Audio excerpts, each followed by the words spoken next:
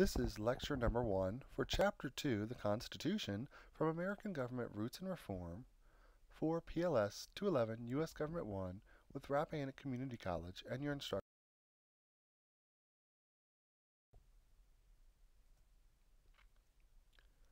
The Constitution was designed to last. It's the oldest operational constitution in the world. Thousands of amendments have been proposed, but only 27 have passed the rigorous process to become part of the Constitution. 10 of those were passed very early on as a promise to the opponents of the Constitution, made in order to get their votes to approve the document. Those 10 are known as the Bill of Rights, and the most recent amendment was passed in the early 1990s. The process is long and difficult. For example, the amendment to extend voting rights to virtually all people over the age of 18 was first proposed in 1942, but only attained passage in 1971. This amendment made citizenship broader and more comprehensive than ever before. In fact, much of the expansion of the electorate was achieved through constitutional amendment, including voting rights for women and minorities. Why has the Constitution been amended so rarely and worked so well? Perhaps it's been so successful because people are basically satisfied with our system of government, or because it was the result of a compromise and therefore vague and flexible. Well, in order to find out the answers, we need to look a little more at history and the document itself. So let's look at the origins of the new nation that will become the United States. Colonists came all the way to the New World during the 1600s for a variety of reasons, including to escape religious persecution, to find plentiful land, and to seek a new start in life. Traveling in the 17th century was full of hardships, so only the hardiest, most adventurous, or the most desperate attempted sea voyages of several weeks or more. This made the colonists an independent and cantankerous lot, with an ocean between them and their rulers. King James I actually ended up encouraging their independent mindfulness by allowing the colonists to establish colonial assemblies such as the Virginia House of Burgesses. The colonists were allowed significant liberties in terms of self-government, religious practices, and economic organization. By the mid-1700s, ties to the crown had weakened substantially due to distance and new traditions. Each of the 13 colonies had its own constitution and liked its freedoms. Here we see a map of the early colonies. As you can see, the primary area of settlement of the British is very close to the Atlantic Ocean. There in the purple line, we have the Proclamation Line of 1763. This is important because it's put into place after the French and Indian War and basically says to the colonists, hey, don't go past this line. If you do, we're not going to protect you from the Native Americans out there.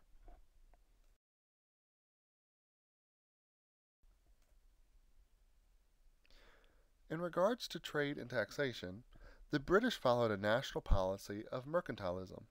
That is, they wanted to control trade and amass large quantities of gold and silver through a national monopoly on trade. England tried to control and regulate trade in the American colonies, but these regulations were often difficult to enforce, and colonists tended to ignore them anyway.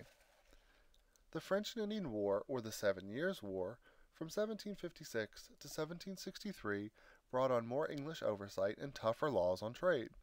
The American phase of the war was fought on what is now the United States-Canadian border due to the conflicts between the British and the French empires over control. The Treaty of Paris ended the war and left the British in control of most of North America. The colonists thought that this would open up even more cheap land for them, but the British had other ideas.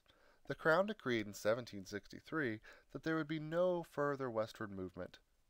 They didn't want to pay to defend their settlers against the Indians, who were out there past the Proclamation Line. The British Parliament also sought ways to pay for the war that infringed on what the colonists saw as their rights. The Sugar Act of 1764 taxed sugar, wine, coffee, and other products commonly exported to the colonies. The colonists resented these taxes and began to cry, "No taxation without representation." Many major protests waited until the passage of the Stamp Act in 1765, and that required all documents, like newspaper, deeds, magazines, and more, to be stamp taxed. In that same year, Parliament passed the Mutiny Act, also called the Quartering Act, that actually forced colonists to either provide barracks for the British soldiers or house them in their own homes. The colonists were outraged, and violent protests began. The Sons of Liberty were organized by Samuel Adams and Patrick Henry to act out against these actions of the Crown. And so we move forward toward the first steps of obtaining independence. The Stamp Act Congress occurs in 1765, and it's the first step we take toward a united country. 9 of the 13 colonies attended the meeting in New York City, and they drew up a list of detailed violations that they believed the Crown had committed against their rights. In 1767, Parliament enacted the Townshend Acts that imposed duties on many products including tea. The Sons of Liberty started a boycott that prompted the British to send troops to Boston and eventually led to the Boston Massacre. In 1772, still irked by the taxes on tea, Samuel Adams suggested the establishment of committees of correspondence to enhance communication among all the colonists. By 1774, 12 colonies had formed such committees. Despite such resistance, Parliament passed another tax on tea in 1773. This granted a monopoly to the East India Company. The colonists responded by dumping tea into Boston Harbor in the Boston Tea Party. King George flew into a rage and announced that it was time to force the colonies to fall in line, and he persuaded Parliament to pass the Coercive Acts, which we came to call the Intolerable Acts. These laws allowed the British to block Boston Harbor until colonists paid for the Tea Party and allowed 4,000 more soldiers to be quartered in Boston. Each of these acts added to resentment on both sides of the Atlantic. The colonists felt pushed around and unrepresented. The king and Parliament saw their power flaunted and ignored, and worse, the colonists were costing them money by forcing them to send troops and implement an increasing number of laws in the colonies. The issue ceased to be simply taxes and became control over the political and economic life in the colonies. All but one colony agreed to send delegates to a new Continental Congress to communicate with the king for a united position. And this became the First Continental Congress, which met in Philadelphia in September and October of 1774, and it consisted of 56 delegates from every colony except Georgia. Their intent was to find a solution to the problem, and they wanted to find a compromise. They weren't yet thinking of open rebellion, and instead they called for colonial rights of petition and assembly, trial by peers, freedom from a standing army, and a selection of representative councils to levy taxes. If the king did not agree, the Congress decided to meet again in May of 1775. And as you could guess, King George refused to meet the demands of the Congress.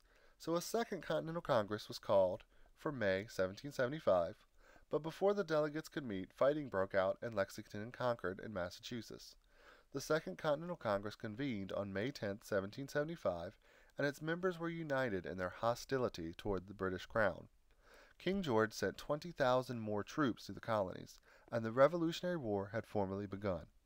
Thomas Paine forcefully argued for independence for the colonies in his pamphlet Common Sense in January of 1776. And thus we move on to the Declaration of Independence. Virginia was the first colony to call for independence.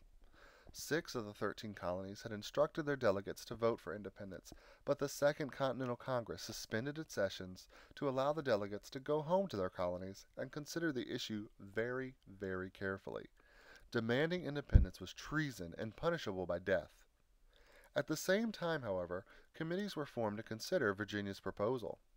One of the committees began work on the Declaration of Independence. Benjamin Franklin, Robert Livingston, John Adams, Roger Sherman, and Thomas Jefferson were tasked with wording the document. On July 2nd, the colonies voted for independence, except for New York, which abstained. On July 4th, the Congress adopted the Declaration of Independence, which had been penned by Thomas Jefferson. The primary author of the Declaration of Independence was Thomas Jefferson, and in it he used stirring language to explain the reasons for the colonists' desire for independence. He drew heavily on the work of many theorists, including John Locke. As a matter of fact, the phrase about a man's inalienable rights to life, liberty, and the pursuit of happiness is very close to Locke's phrase of life, liberty, and property.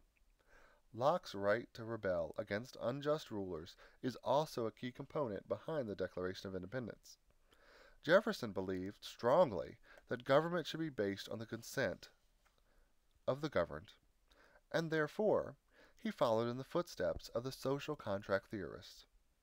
He and other members of the committee felt that Britain had violated the rights of the colonists and could no longer be considered legitimate, and therefore a new government was in order. Of course, Britain didn't agree to any of this. The British general William Howe demanded that the colonists revoke the declaration, and when they refused, the Revolutionary War had begun. While the war was being waged, Congress worked to fashion a new government for the colonies. Here we have some quotes from the Declaration of Independence. "We hold these truths to be self-evident, that all men are created equal, that they are endowed by their Creator with certain unalienable rights, that among these are life, liberty, and the pursuit of happiness. That to secure these rights, governments are instituted among men, deriving their powers from the consent of the governed. That when any form of government becomes destructive of these ends, it is the right of the people to alter or to abolish it, and to institute a new government." And this concludes Lecture 1 of Chapter 2 on the Constitution.